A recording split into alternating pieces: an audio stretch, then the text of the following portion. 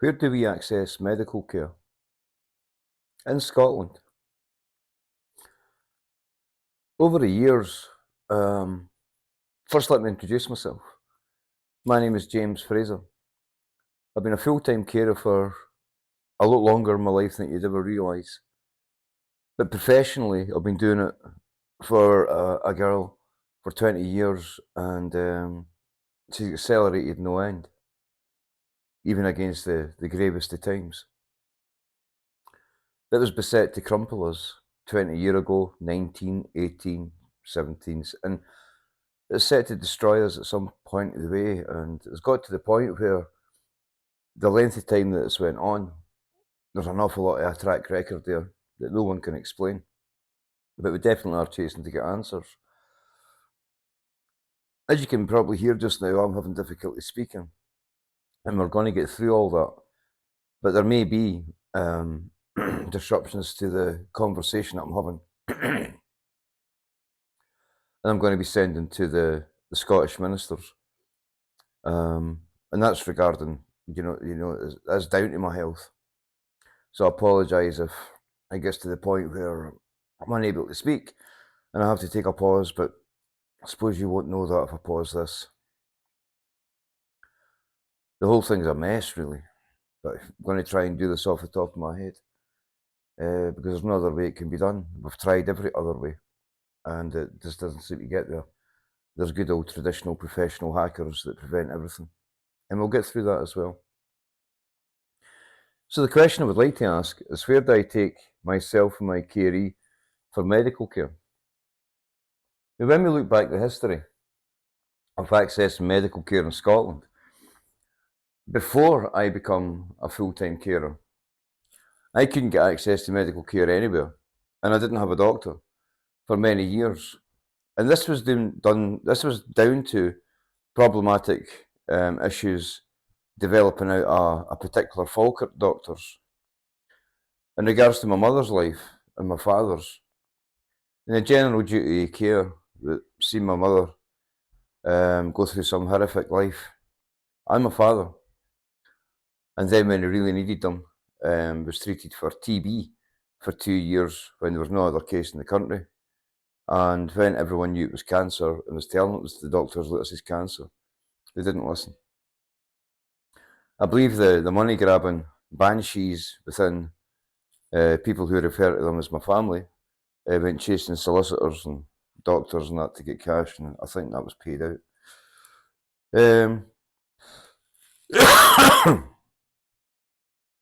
So there is a horrific history in my family with accessing medical care.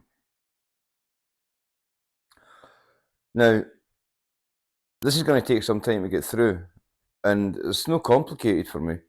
It's just that it's really hard to bear. I tend not to think of these things, and they're not even in the back of my mind. I just rule them out completely because of we could call it inhumane, degrading treatment. We could call it racism, hate crime, and organised crime. We could bracket with multiple contraventions under the medical health laws. We could really do that. There are various things that I've read. I have had the most leading cases for medical neglect. I have done the case, we just can't get it in, and no one is going to listen to it anyway. And apparently we need to have a signatory, a solicitor, to do anything now, and we're at that stage. So there is absolutely no access to justice in Scotland regarding any level of the Scottish Court and Tribunal Service, or any level of medical cares or medical professionals being held to account within the Sheriff Court and Tribunal Service, because of mainly the centralisation of all information brought forward by Michael Matheson. Nicola Sturgeon started off with Kenny McCaskill, the restructuring of the police, the 2026 Act, the 2026 plan for policing. And you just got to look at what police officers have been saying for years now. It's all the same things that I spoke to hundreds of police officers about.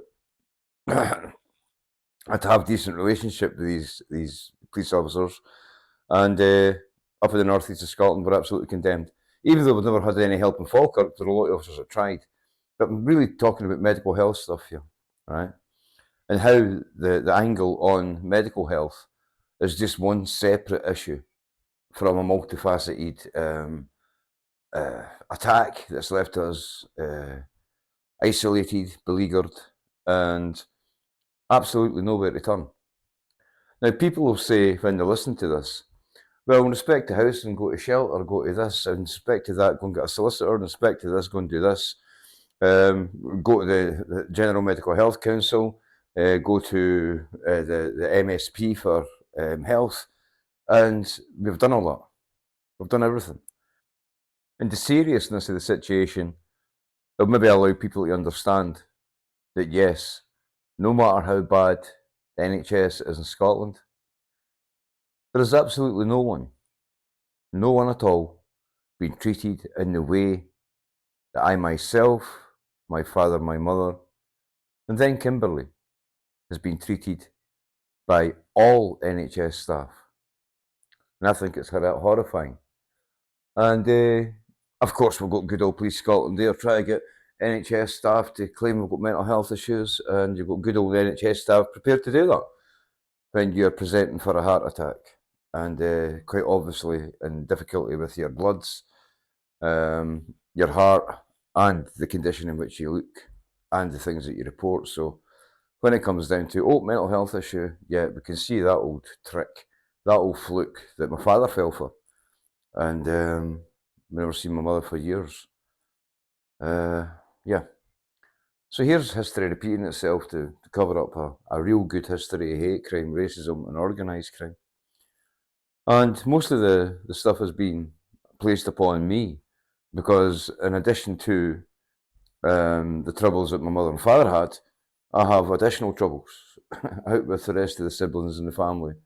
And what makes the biggest half of that trouble, 100% of it really, is the family themselves.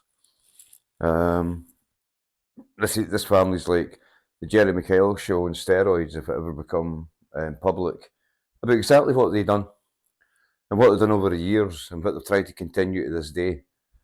And if you ever had any idea of what that was about, then you'd understand why when I passed someone who claims to be my sister, and she laughed and smiled and looked the other way, you think how fucking angry I'd be with that. At the ignorance and the blatant evil that's involved in that. So there's an awful lot of things that's on the go. There's an awful lot of help that's not achievable, either in family or through the services themselves. And I guess we've stress tested all of the services, and we have come up with the answer that ever since Michael Matheson's centralisation of all informations, no one's had access to justice, because once you put in a complaint, once you put in your paperwork for court, doesn't matter what you do, it ends up in the hands of Police Scotland, and they've got access to it. And we have seen records getting changed right, left and centre, right across the board, dealing in every aspect of our lives. But the thing is, we recorded all the way, right?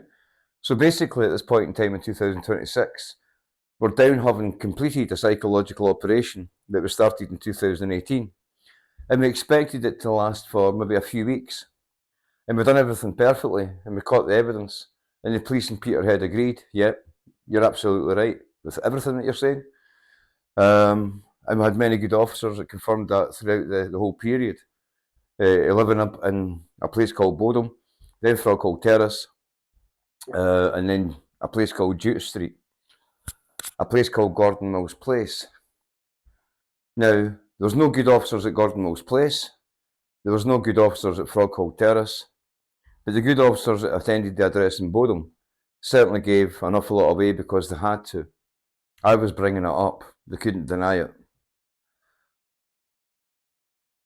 So a hell of a lot of things was controlled. Going to courts, going to medical assessments, not getting access to medical assessments, not getting access to anything like that.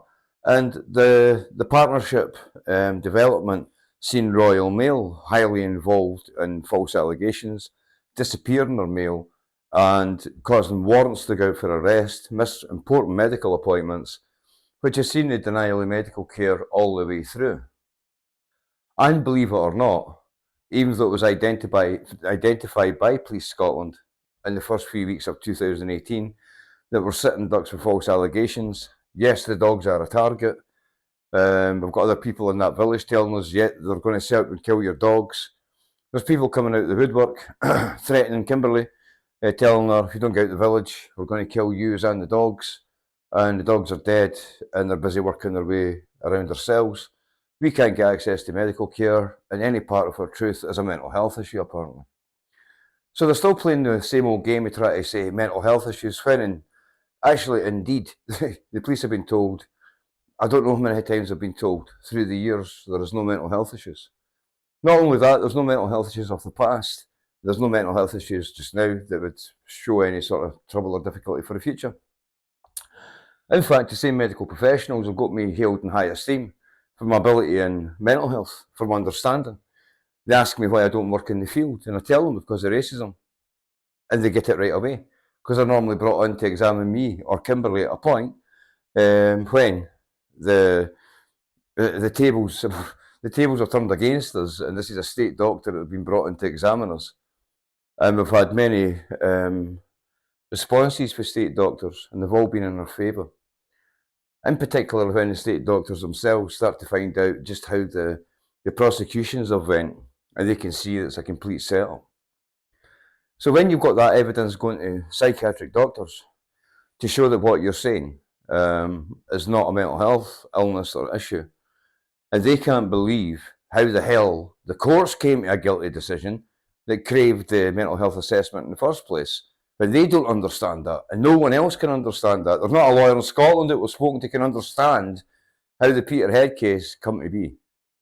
And all the way through it, we had no access to medical care, which is a travesty considering the North East of Scotland offered medical care for a Hadonla hospital with a facility for people with eating disorders.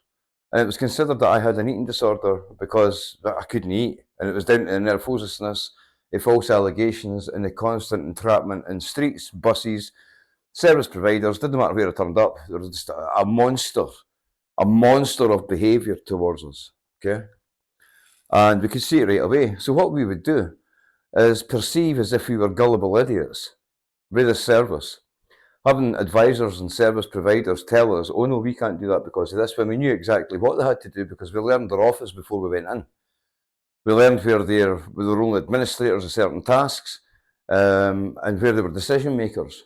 And we found that where things by the Scottish ministers all the way through COVID, all the way through the COVID lockdown, prior to COVID lockdown, what the Scottish ministers were instructing the local public bodies to do, these public bodies were not doing these things. And they absolutely trashed us in Aberdeen. The local authority is a public body, and whilst NHS grandparents providing a NHS care, they are also treated as a public body. The multiple ultra-vires decisions just in that civil field alone, forget about the medical field. You can see everybody's acting in concert to make sure we get absolutely nowhere. And any physical damage has been done to us by police officers is going to be well covered up.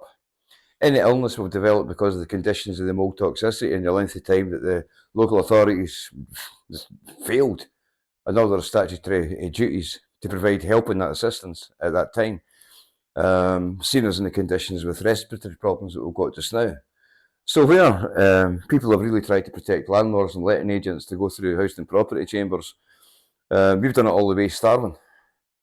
We've done it all the way, every single bit of the way starving. You see some of the states that I would turn up at Aberdeen Sheriff Court and Peterhead Sheriff Court and have legal members laugh at me because of the condition of my health. And that's all recorded.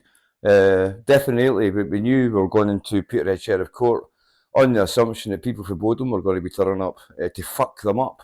And by hell did they not do that. And when you can see all the cybercrime and the confessions that you see in the cybercrime, right, which these people have been told not to bother about because there'll be an investigation, and there hasn't been an investigation, but we kept a record of it, we kept everything. We kept the whole lot, and we worked hard to collect the evidence. So when you've got people who's up on a psychological operation in an area, knowing they're not going to get access to medical care, even though the medical facility offers a specialised facility for people with eating disorders, and I've told the doctor the reason this is happening because of the false allegations that's coming against me, right? And you have a repetitive recordings back to back, where Kimberly tries to get medical care and all sorts of things go wrong. Okay? So that's basically some of the outskirtsy things that took us into being denied all medical care since coming to the northeast of Scotland. But I'd like to go back and hit some of the issues that were prevalent prior to me putting in care for Kimberly.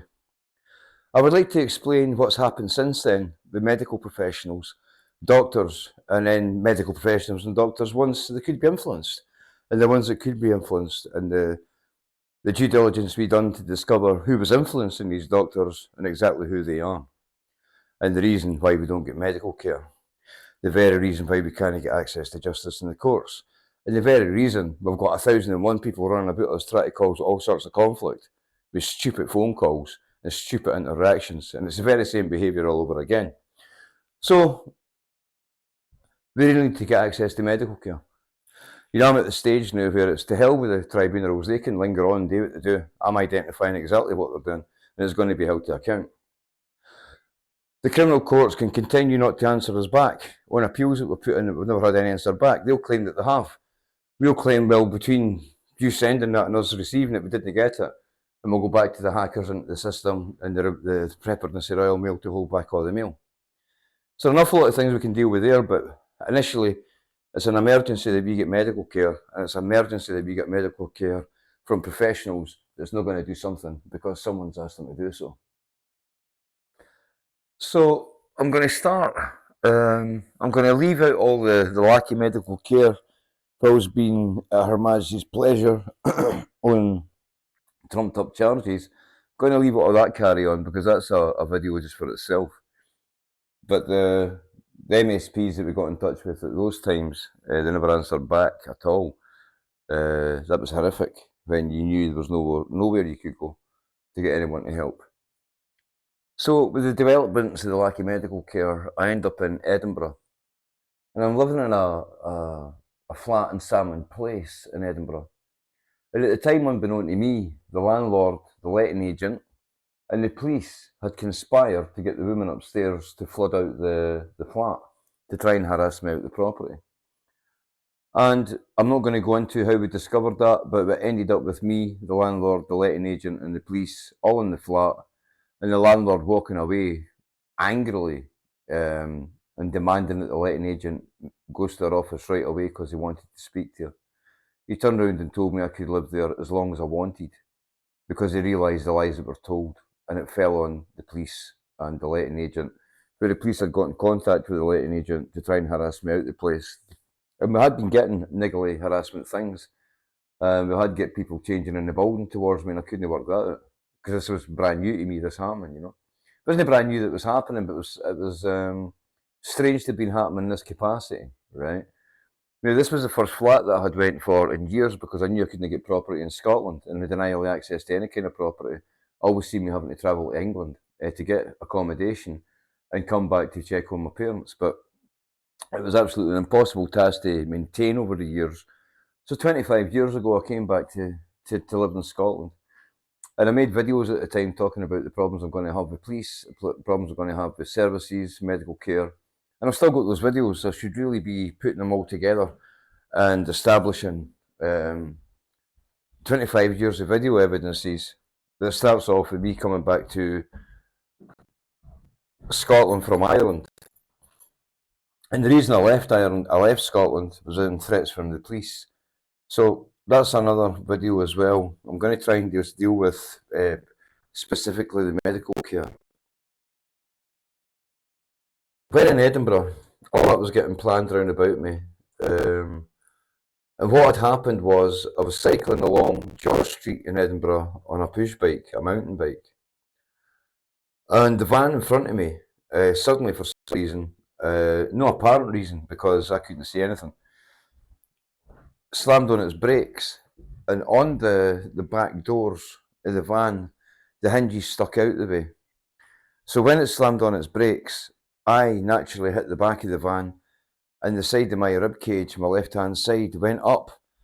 And the first time I made contact with the van was this big sticking out hinge, the van door, going right into my ribs, breaking all my ribs, puncture my lung and give me a 90% pneumothorax in my lung. And I collapsed on the street. So sometime later, I come to. I was also unconscious. And I was still lying on the street. And the traffic was winging past me. And very, very close. No one had bothered to stop. No one had bothered to see if it was okay. Everyone continued as normal. So I struggled to the bike. I knew I was sore on the left-hand side. I had difficulty breathing. And I thought to myself, I need to get home. I really must get home. And I got on the bike, and luckily enough, it was downhill from that part in George Street to go down to Montgomery Street, where I lived.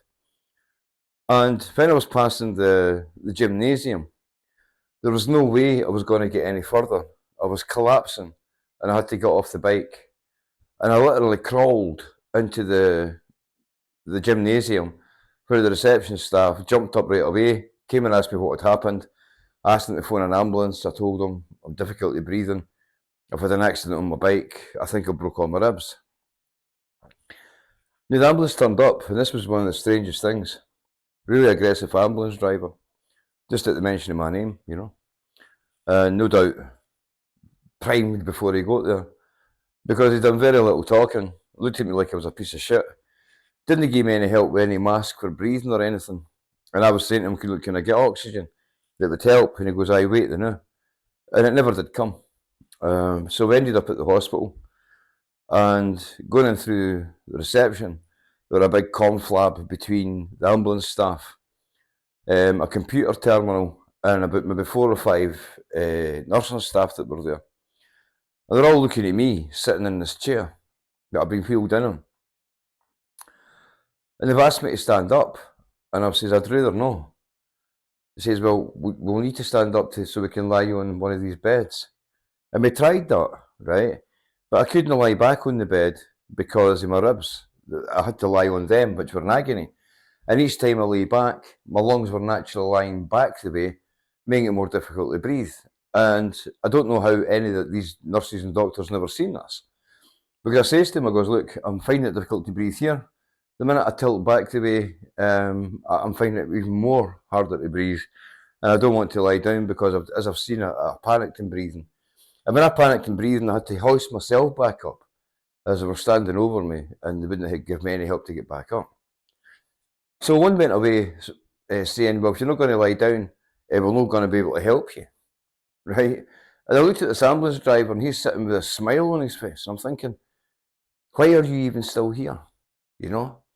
But here there was a wee collective of people wanting to see what happens next type thing, what I do next. So I says, okay then. So I sat there. And I thought, how long will this go on before they actually give me any medical help? So I was taken into the hospital approximately after 1 in the afternoon with a collapsed lung and broken ribs. And approximately about 20 to 9 at night, a doctor came in. And let me say, all the way through this period, the nursing staff would say, are you going to lie down yet? And I says, I can't. The other issue was, when I says that I've not got a doctor, they says they couldn't give me any medical help until they discovered who my doctor was. Don't know what that was about, because I couldn't get access to the doctors because of racism and the hate crime and the organised crime. So for this reason, and the fact that I wouldn't lie down on a table that I couldn't because of medical reasons, they were telling me they weren't giving me any healthcare, and I was really just going home. Seriously.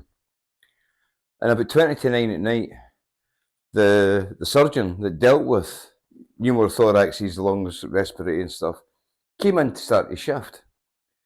And he walked past me and he asked me what I was doing on the floor. Because I was now on the floor but bent over, I couldn't straighten up, far less lie down. And I explained to him what had happened. And he's looking down at this nursing staff. And as I'm going through how long, he goes, what time were you admitted? I says, about 1 o'clock. He just shouted right away. He goes, you've had no attention at all, painkiller, nothing. I says, nothing.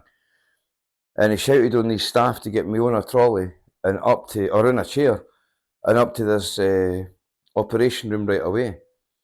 And I was taken up to this operating room that was in darkness. I was rushed in.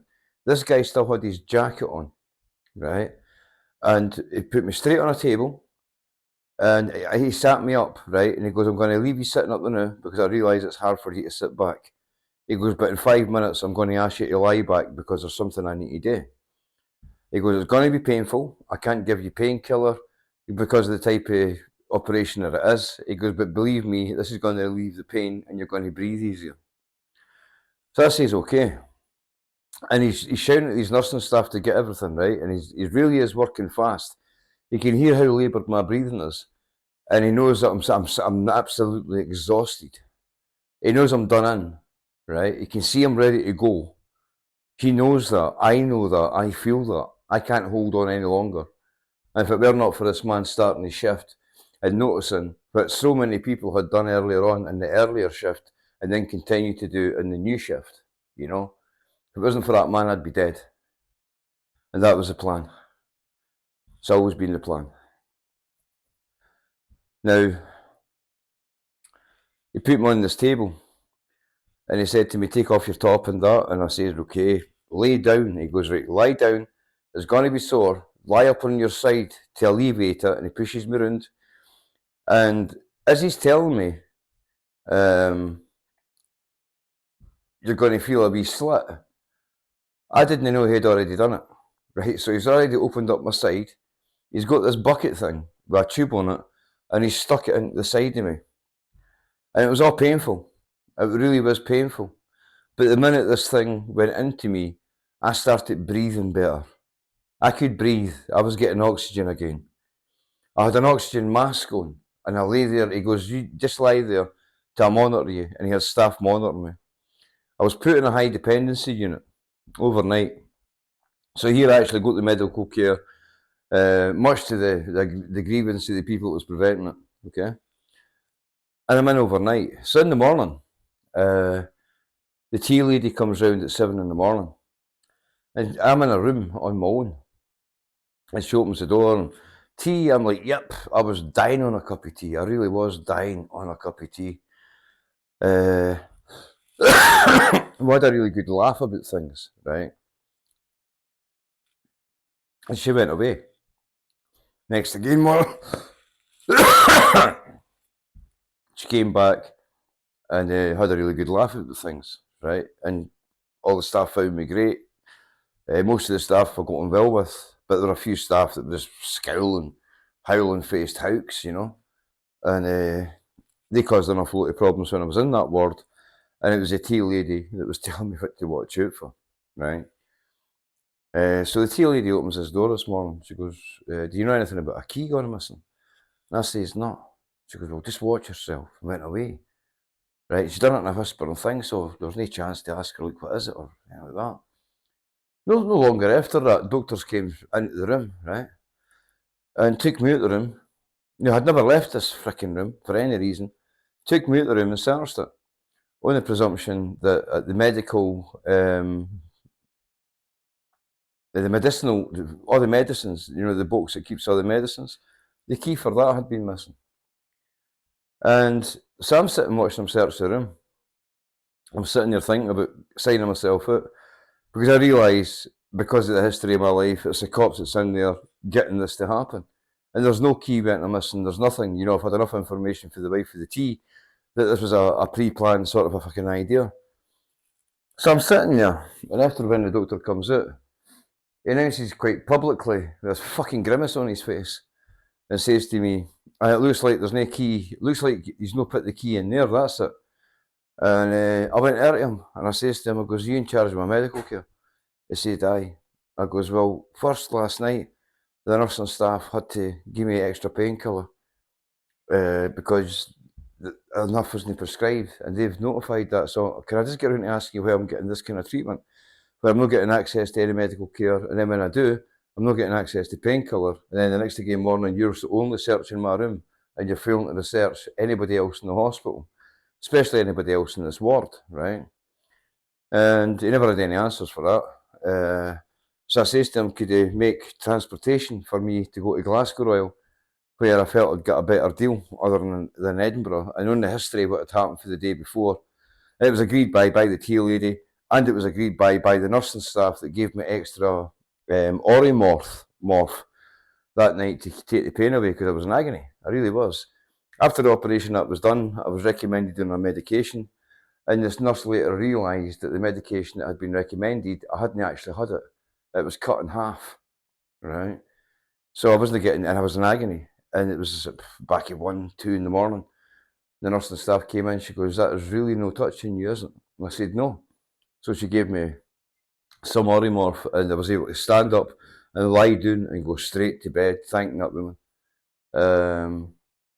And she goes, "What you got to realise is some people are at it and they think that the more of the drug." And I goes, "No, listen, I don't even like this drug. I don't even like the feeling that I've got. I just know that I'm out of pain." But it was an awful lot of trouble. And eventually I had to sign myself out of that hospital on the Monday because of the ongoing abuse and the treatment, the harassment, the false allegations and the malicious allegations that had been made to us. And I knew then that I would never be able to go back into a hospital in any kind of setting without that repetitious abuse being tried. And what's actually happened up in Aberdeen is absolutely horrific. What happened in Peterhead is worse. And when you look at what happened after me putting in care for Kimberly, is seriously bad on the amount of people that are prepared to write absolutely anything because somebody's asked them to do so. So I left that hospital, walked about in agony for weeks, could hardly be able to move till my ribs had healed, and I've been in agony with them ever since. They haven't set correctly, and the hospital refused to set them. My ribs have been lying wonky all this time, and they're rubbing into muscles at the back. So if the muscles in my back get too big, I become really sore. So the strength of my back, I've got to keep it in a certain level as to not be in pain all the time. But now I'm in pain, and I've always been in pain for a long time because it's now went the other way where my muscles are so depleted that my bones are just all crashing into each other, whether it be my ankles, my knees, anything. You know, it doesn't matter what joint it is on my body. They're all crumbling. The bones are crumbling because of malnutrition and the denial of access to any finances at all, whether that's benefits or whether that's actually working and doing a really good job for it. We discovered up in Aberdeen there was a city operatives running about interfering with absolutely everything that we'd done and everybody we talked to and touched. So what we done was kept on doing it, and we kept that as evidence, and we've still got it as evidence, and there's no way any of this can not be dealt with. There's absolutely no way it can be dealt with because other extremes are happening in the country regarding the police, and I can't understand why a poor wee girl that's never done anything other than to get a professional carer who looked after her well, only to get her life turned upside down and everything the carer done absolutely reversed. And that's what we're living with, and we're not getting access to anything at all that the Scottish Government are offering. We can't get access to employment, we can't get access to anything. It's an absolute shambles. So let's roll up to putting in care for Kimberly. It was a strange one. Again, there's an awful lot of things going on with police trying to bring false allegations against us. And we see that firearms charges and threatening families and kids and everything, the firearms come against me. And I prove them all to be liars in a court.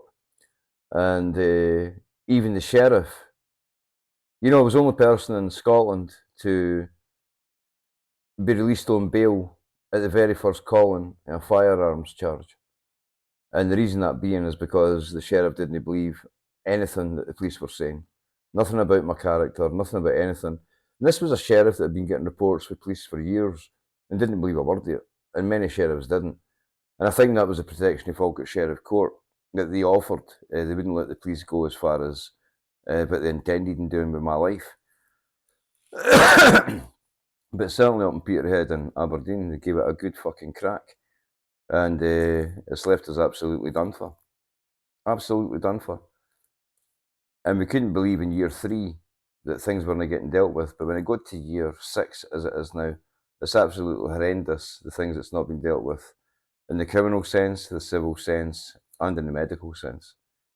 And because of Kimberly's present condition, I'm having to make a claim or an appeal to the MSP, now in charge of health, having Michael Matheson failed and every other health minister failed going back the years, and criminal justice minister, as we've got in contact with them. And then first ministers have got in contact with them when their MSPs have failed to answer anything back or deal with anything accordingly. As we're getting battered through courts, getting denied access to medical care, having to turn up at courts starving and doing whole cases starving, spending all our cash on cases just to make sure we can't lose these cases, and we do it all starving. And we've had a terrible life having to attend these courts starving. And it's always been like that. It has definitely always been like that. As letters from Police Scotland are found all over the place to have influence on people to not give us medical care, to not give us access to benefits, to not give us access to anything. And I don't think Police Scotland will have got that in the bag, basically, as they continue to destroy our lives down here at the new address in Falkirk. And you see the absolute fucking carry on that's happened at this address to continue the continuity. And phone calls that we received the other day, they certainly gave an awful lot away to an awful lot of things, and it's absolutely horrific what they've been trying recently. And still, we're starving even worse, and we've not got access to medical care. Our bones are crumbling away. Everything's gone seriously wrong. And everybody's just waiting for us dying, I think. You know, we're never going to get access to any justice. There's never going to be a lawyer who's going to deal with us. And everybody seems to be knowing that we're never going to get access to justice. No decisions that came our way certainly isn't giving us access to justice. And none of the extra work that we've done and the due diligence to capture all evidence against the people who are bringing false citations against us, using false witness and false statements.